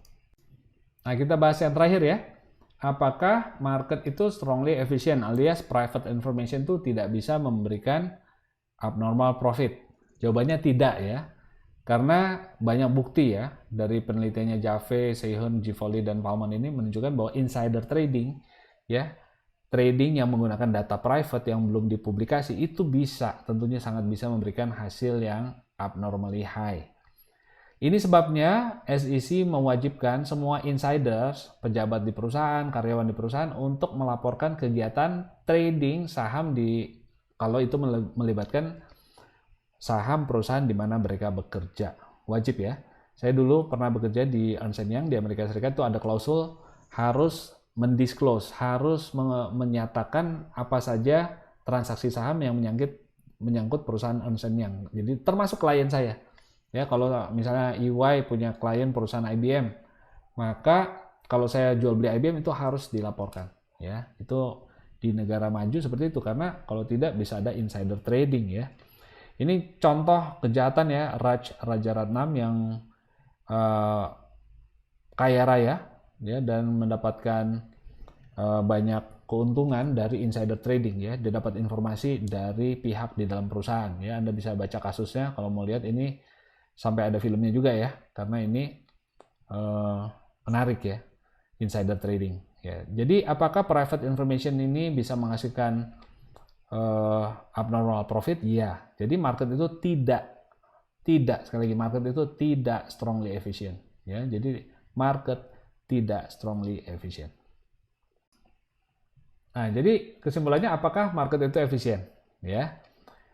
Data-data perbandingan cross section, yaitu perbandingan antar saham pada satu waktu tertentu yang sama, menunjukkan bahwa kinerja saham bisa diprediksi ya tadi ya. Itu yang disebut cross section. Jadi kita kumpulkan data banyak saham, lalu kita lihat di periode yang sama, satu periode tertentu, kita lihat cross section dari semua jenis saham ya.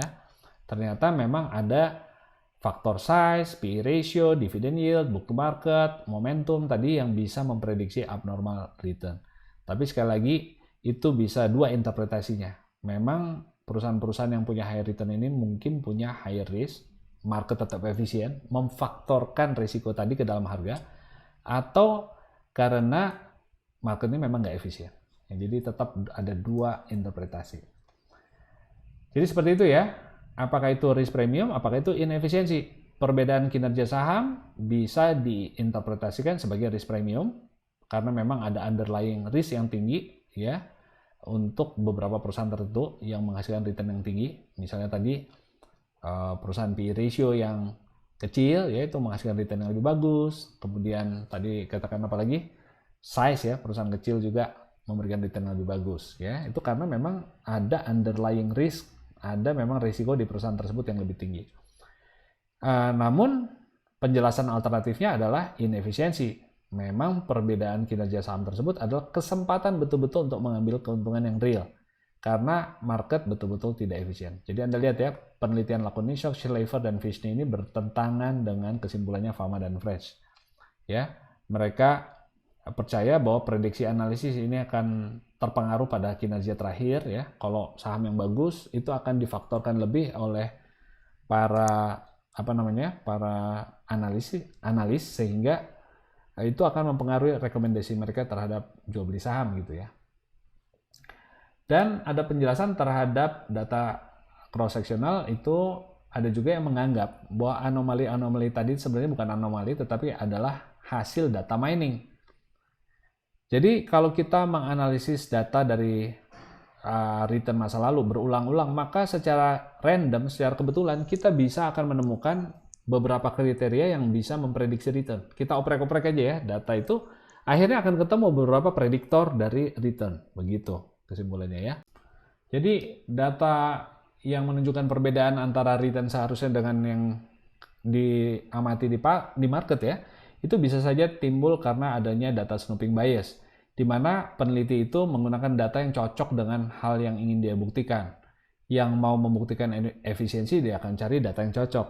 Sebaliknya, yang mau menunjukkan market itu nggak efisien, dia juga akan cari data yang cocok. Ya.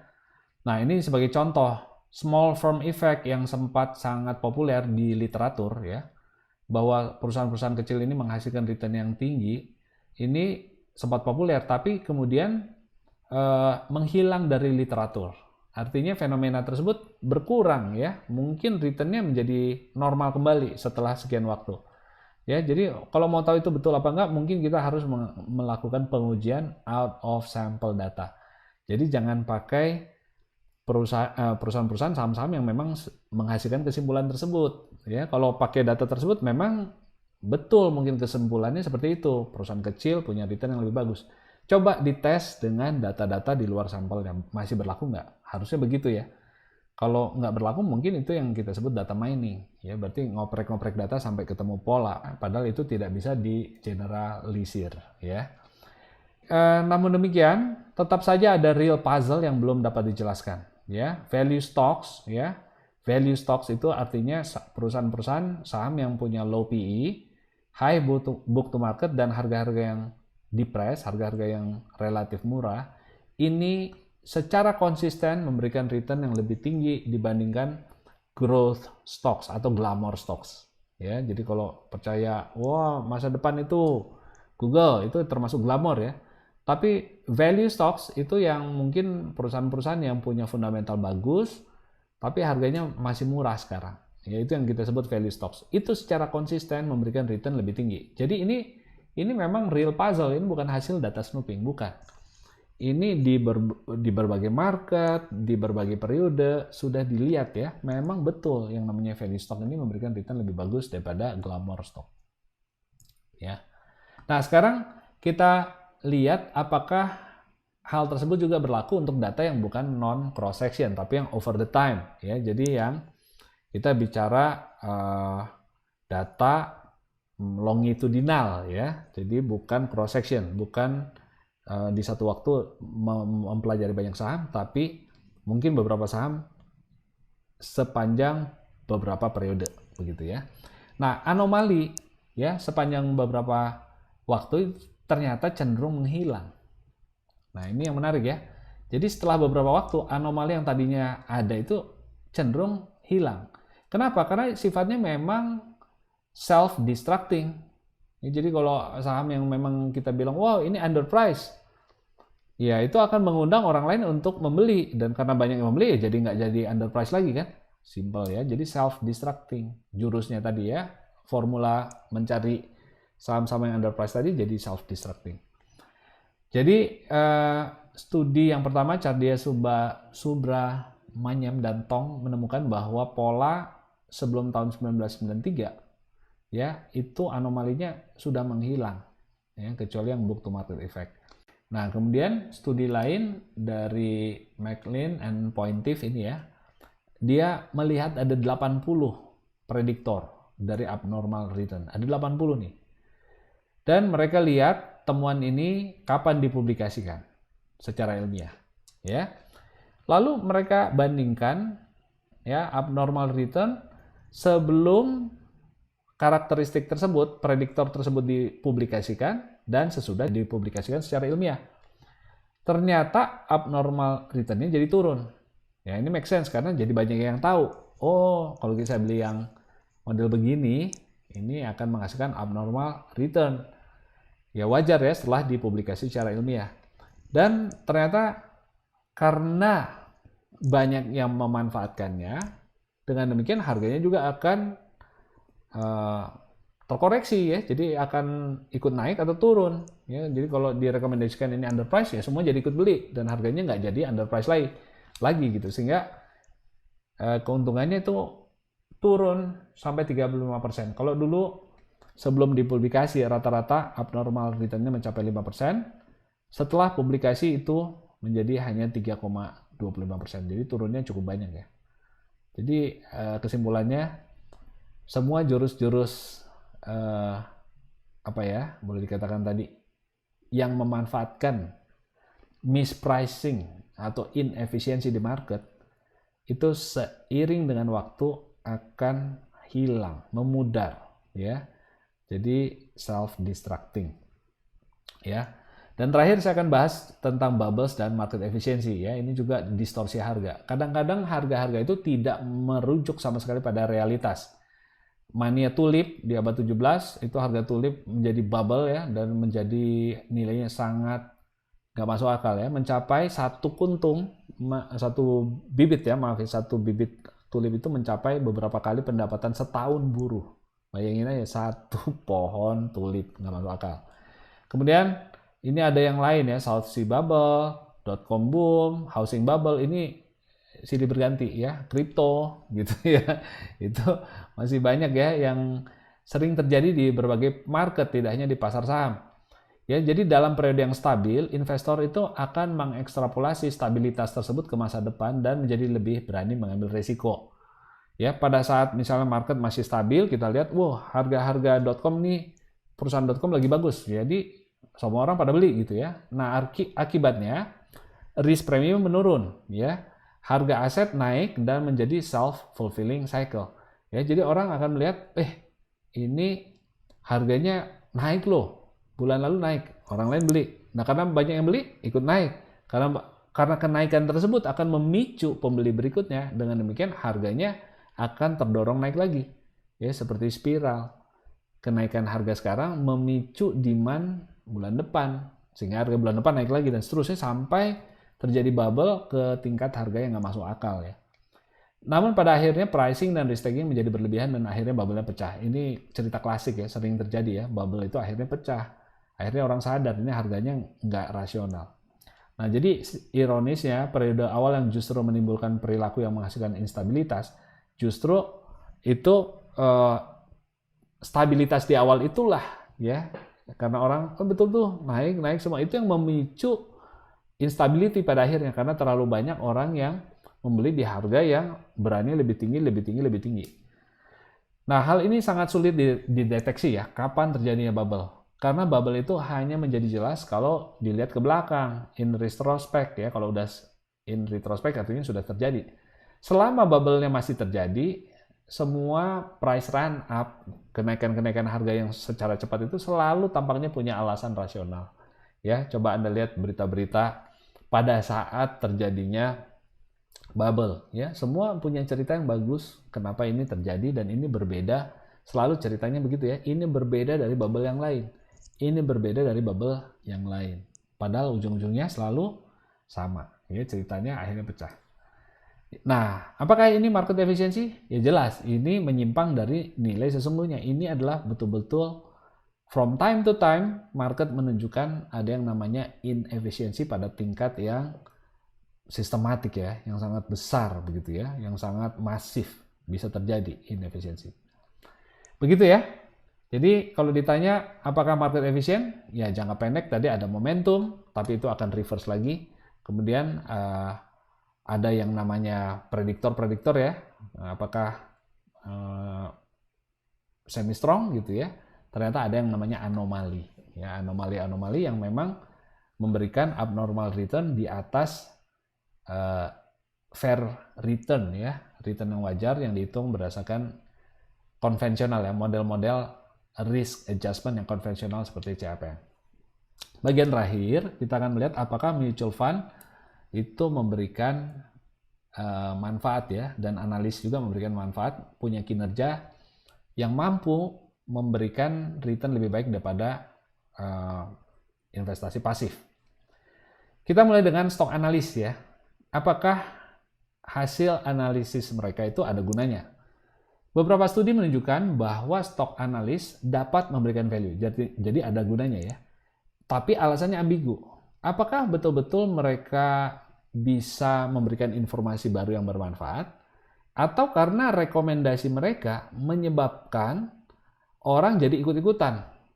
Ya, benar atau salah, tapi karena dia bilang beli dan 2-3 analis bilang beli, orang jadi beli dan betul. Setelah direkomendasikan betul kan jadi naik. Nah, jadi kita nggak tahu nih, lagi-lagi ya, apakah betul informasinya betul-betul itu akurat ya, atau memang karena direkomendasikan maka orang beli dan terjadilah yang disebut self-fulfilling prophecy.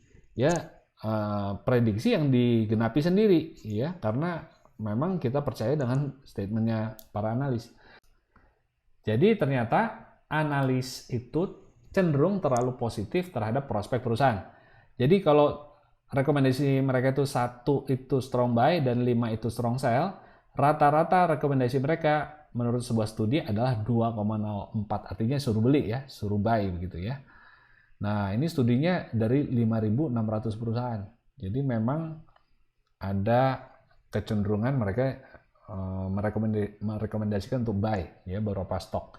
Nah, Womack ya melakukan penelitian dan menemukan bahwa terjadi kenaikan harga sekitar 5% setelah ada rekomendasi positif. Jadi memang rekomendasi mereka ini akhirnya diikuti kenaikan harga. Cuma alasannya kenapa harganya naik? Apa betul karena prediksi mereka bagus, atau karena setelah orang dengar itu jadi beli dan demand jadi naik?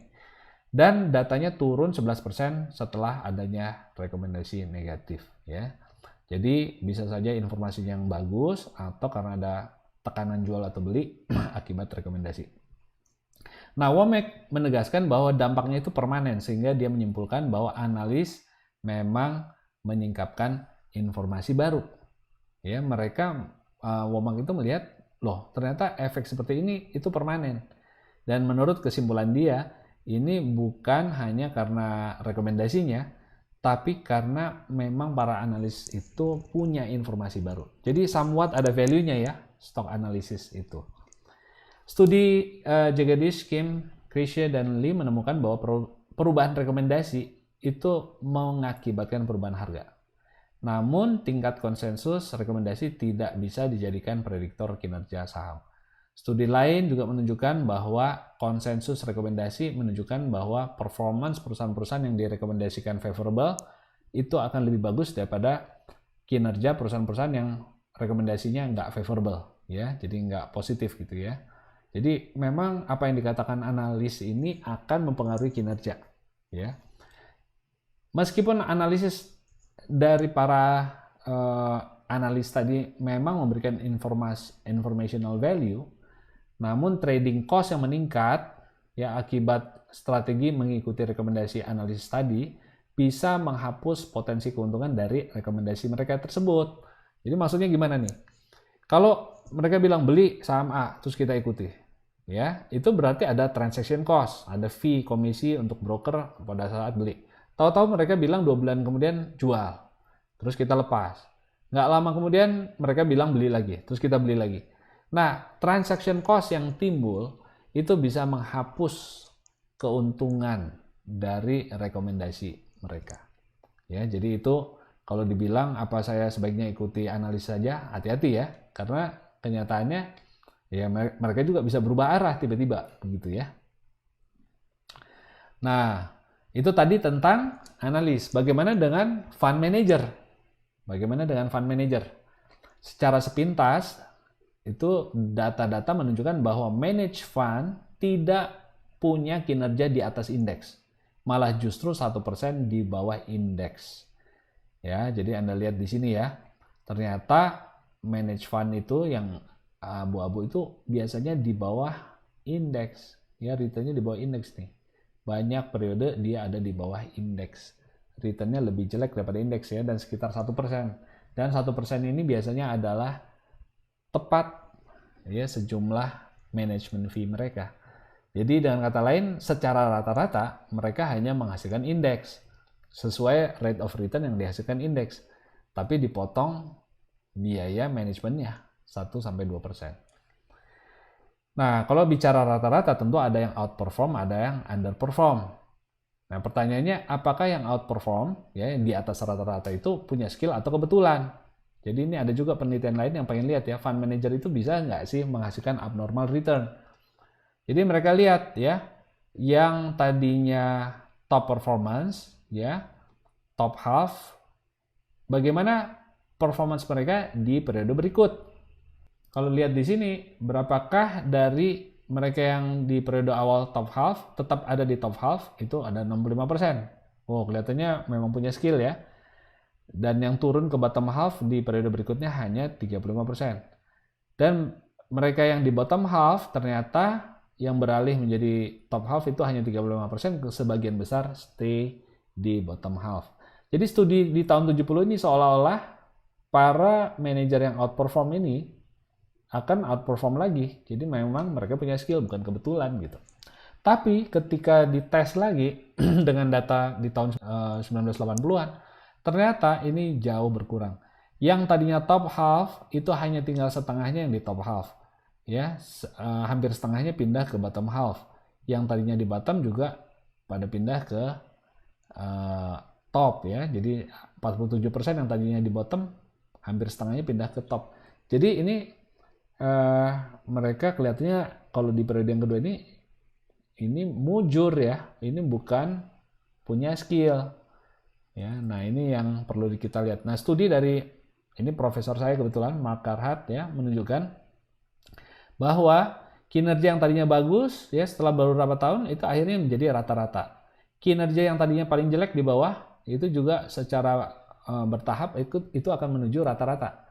Jadi fund manager itu ya pada dasarnya secara rata-rata akan menghasilkan sebesar indeks gitu ya, tidak lebih baik daripada itu. Ya, dan itu juga hampir sama saja antara satu fund manager dengan fund manager yang lain, itu kinerjanya hampir sama.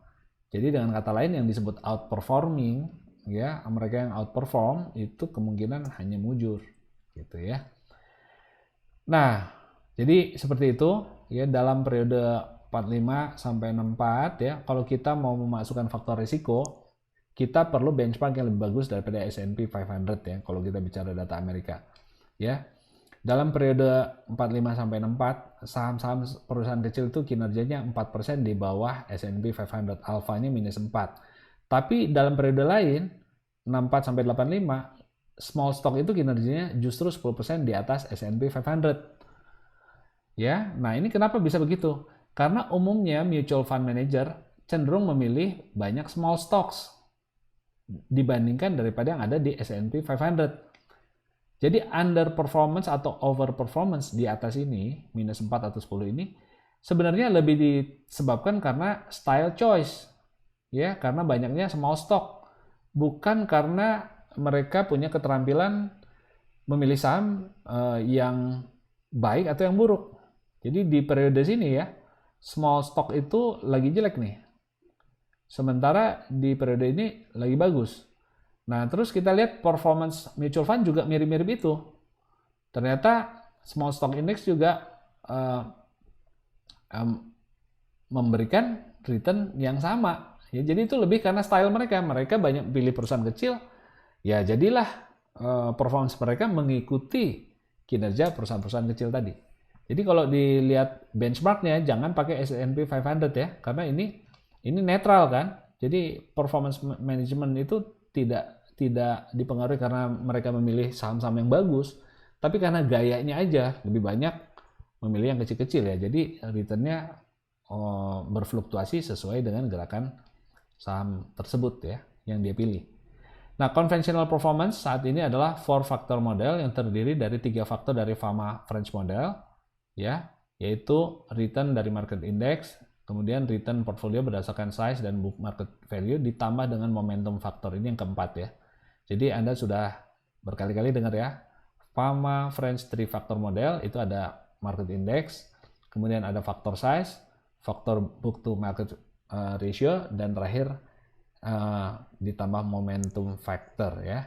Nah, ini yang biasa dipakai untuk performance benchmark. Jadi kalau melihat apakah sebuah fund manager itu bagus atau tidak, biasanya menggunakan model ini ya. Nah, sekarang kita lihat di gambar 11.7 bahwa apakah dengan menggunakan 4 factor ini kita bisa melihat adanya mutual funds yang punya alpha positif ya. Apakah ada mutual funds yang punya alpha positif dengan memakai benchmark berupa 4 factor ini. Nah, data dari 4 factor model dari US equity funds ini menunjukkan bahwa alpha dari mutual funds ternyata justru negatif. Ya, dengan kata lain, para fund manager tidak menghasilkan return di atas benchmarknya.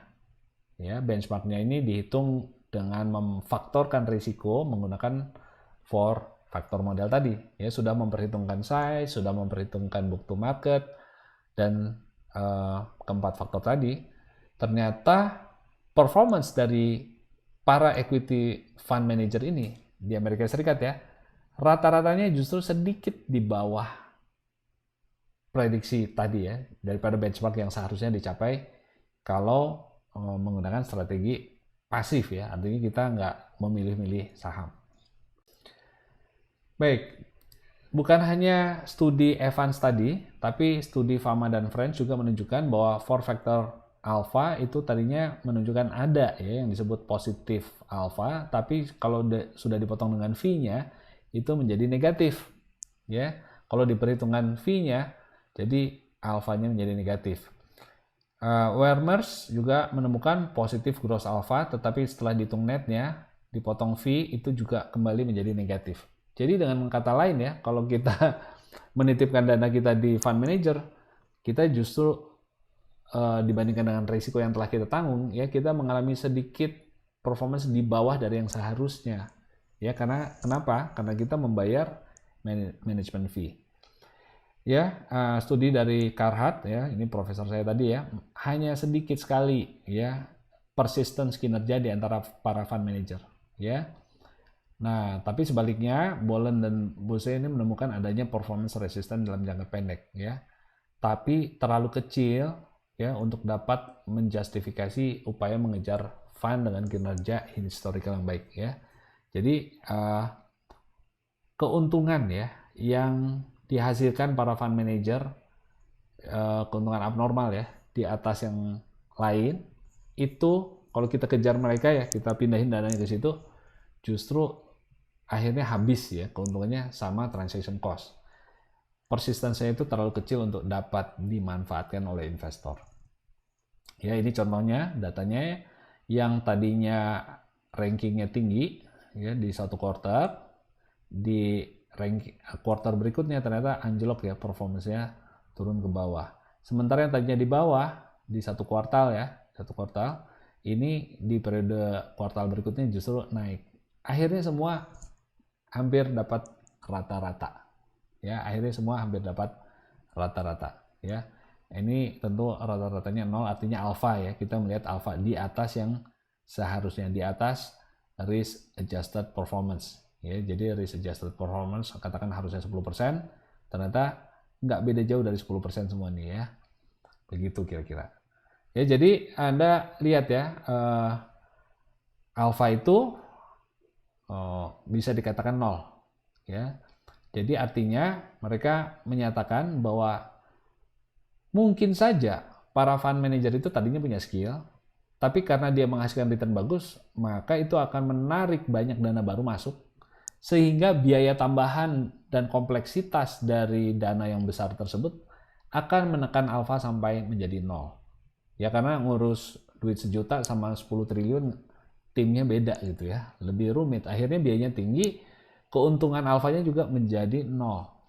Artinya skill akan tampak ya, bukan dari return yang lebih bagus daripada market, tapi akan tampak dari berapa jumlah dana yang dikelola, asset under management. Semakin besar dana kelolaan seorang fund manager itu menunjukkan dia skillful, meskipun returnnya sama-sama saja dengan yang lain. Ya, kesimpulan dari beberapa penelitian termasuk Del Guercio dan Ritter ini juga sama ya, bahwa fund yang dikelola oleh para manajer itu sama baiknya dengan kinerja indeks, ya, dengan kinerja indeks. Ya, dan seterusnya, artinya kebanyakan manajer ya tidak dapat mengalahkan kinerja pasif strategis. Dan kalaupun bisa, selisih kinerjanya itu sangat kecil. Itu kesimpulannya. Baik ya. Jadi kita bisa lihat di sini seolah-olah ya nggak ada gunanya ya kita melakukan active management gitu ya. Tapi ada fakta menunjukkan bahwa beberapa investor, Peter Lynch, Warren Buffett, John Templeton ini berhasil ya. Mereka punya superior performance di market dan menunjukkan market itu mungkin jangan-jangan nggak efisien. Toh buktinya ada orang yang secara konsisten bisa punya superior performance.